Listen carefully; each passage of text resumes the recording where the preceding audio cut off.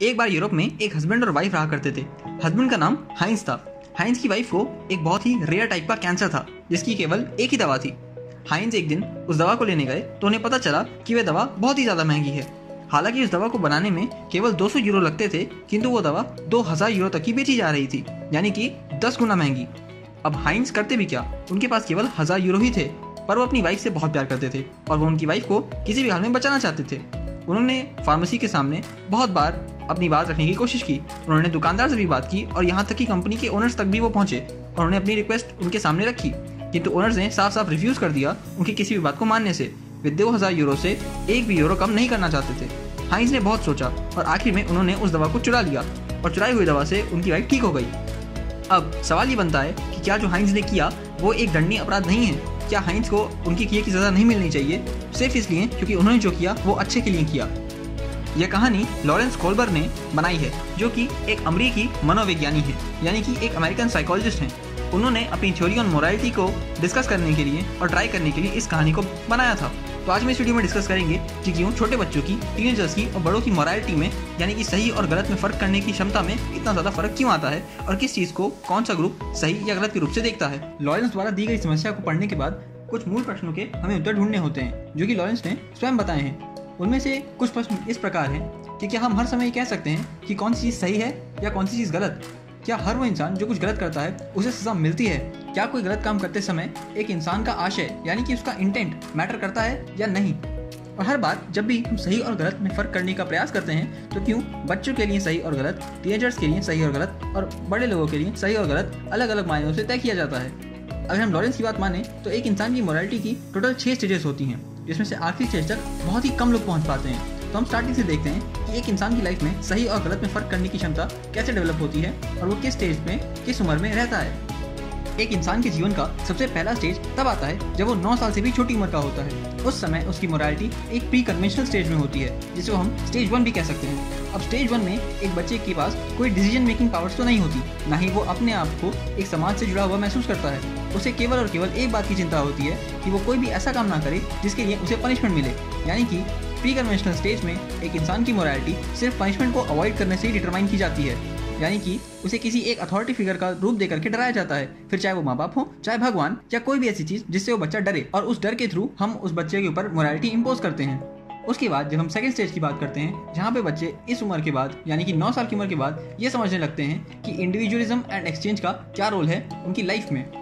Second stage of morality बहुत ज़्यादा depend करता है एक्सचेंज ऑफ फेवर्स पे, यानी कि जब भी हम कोई अच्छा काम करना चाहते हैं तो उसमें एक इंसान अपना फायदा ढूंढता है, अपना एक सेल्फिश मोटिव ढूंढता है और हमेशा सोचता है कि ये सही काम करने से मुझे आखिर मिलेगा क्या।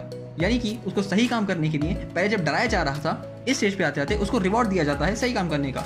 ऐसे टीचर्स, पेरेंट्स और बहुत बार सीनियर्स भी हमें रिवॉर्ड देते हैं जब भी हम कोई ऐसा काम करते हैं जो उन्हें लगता है कि सही कर रहे हैं। जैसे कि पेरेंट्स कई बार आपको एक्स्ट्रा अलाउंसेस देंगे या आपके लिए कुछ अच्छी खाने की चीज़ ला सकते हैं। ये बहुत ही कॉमन पेरेंटिंग टैक्टिक है जिसे बहुत सारे पेरेंट्स यूज़ करते हैं और उन्हें करना भी चाहिए, क्योंकि इनसे हमारी अच्छी वैल्यूज डेवलप हो सकती हैं। अगर हम बात करें स्टेज 3 की, तो यहाँ बात आती है गुड इंटरपर्सनल रिलेशनशिप की। इस स्टेज में आते आते लोगों के अंदर एक डिजायर होती है कि वो एक सोशल ग्रुप के अंदर एक्सेप्ट कर लिए जाएं। जी हाँ, ये वही एज है जिसे हम आमतौर से टीनेज के नाम से जानते हैं, यानी कि 14 साल से लेकर 18 साल तक।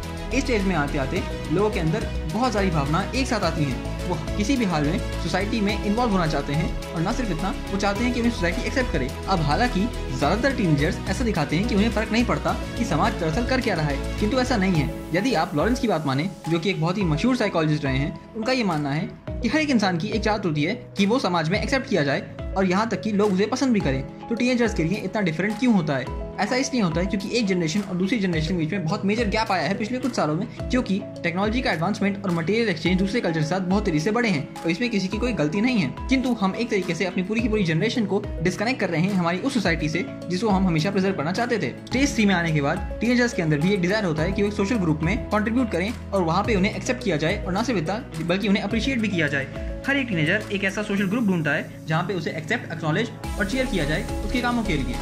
यहाँ तक आते आते बच्चों के अंदर बहुत सारी भावनाएं एक साथ डेवलप होती हैं और यहाँ तक कि उनकी रीजनिंग एबिलिटी भी बहुत तेजी से बढ़ जाती है। और इस स्टेज पे आके हमें फाइनली एक सवाल का जवाब मिलता है कि क्या किसी इंसान के सही या गलत काम करने के पीछे उसके इरादे, यानी कि उसके जो इंटेंशंस थे, वो क्या कोई मेजर रोल प्ले करते हैं? तो जी हाँ, इस स्टेज तक आते आते बच्चे ये चीज़ समझ जाते हैं कि किसी क्राइम के पीछे या किसी भी एक्शन के पीछे उसका जो इंटेंट था, यानी कि उस एक्टिविटी के पीछे जो इंटेंशन था, वो ज़्यादा मैटर करता है। यदि किसी टीचर से गलती से एक बच्चे को धक्का लग जाता है और वो टीचर इस बात के लिए माफ़ी मांग लेती है, तो वो इतनी बड़ी बात नहीं होती यदि हम उसे कंपेयर करें एक ऐसे टीचर से जो जानबूझ के एक बच्चे को धक्का देता है सिर्फ गुस्से में आकर के।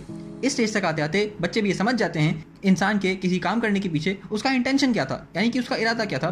ये बहुत बड़ा रोल प्ले करता है एक इंसान की डिसीजन मेकिंग में, जो कि फाइनली डिटरमाइन करेगा उसका जस्टिस और क्राइम को लेकर के नजरिया क्या होने वाला है। इसके बाद हम आते हैं स्टेज 4 पे, जहाँ पर इस समय हमारे समाज के ज़्यादातर लोग रह रहे हैं। ये स्टेज नॉर्मली 30 साल से लेकर के 40 साल के लोगों के अंदर पाया जाता है, जिसका नाम है just maintaining the social order.